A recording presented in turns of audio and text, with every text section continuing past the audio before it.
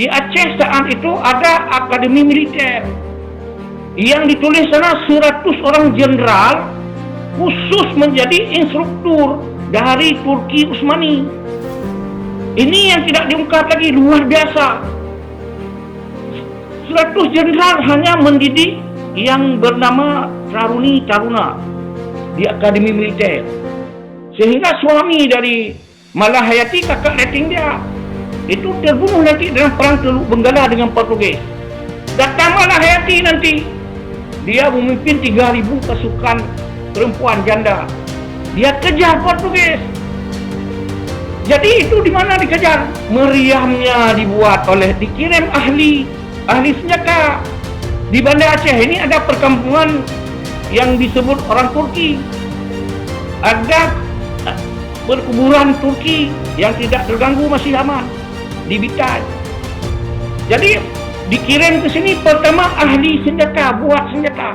Yang kedua jenderal-jenderal melatih perang. Jadi produknya siapa? Malahayati. Bagaimana Malahayati? Dia itu mengejar kapal musuh, kapal Belanda.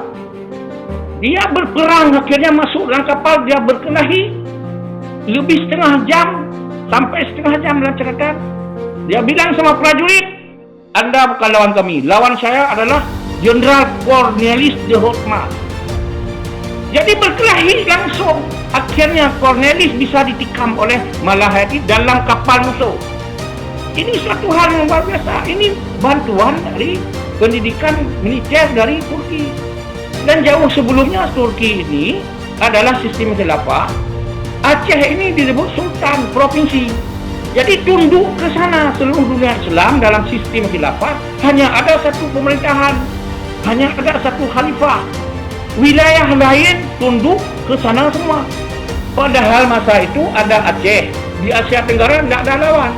Aceh itu masuklah seluruh Sumatera kecuali Lampung. Kemudian masuk seluruh semenanjung Malaysia. Saat yang sama ini Aceh luar biasa gagahnya. Ada Mughal di India, Sultan juga. Kemudian ada Safawi di Iran sekarang, itu beraliran Syiah. Tambah di Maroko Idrisiyah, Syiah juga. Dan Turki itu 5 the big five lain dunia tidak ada, barat-barat tidak ada, tenggelam saat itu. Jadi ini menjadi catatan kita bahwa pernah Islam seperti itu dengan jalan sangat soft. Tidak ada darah, tidak ada tuduh-menuduh.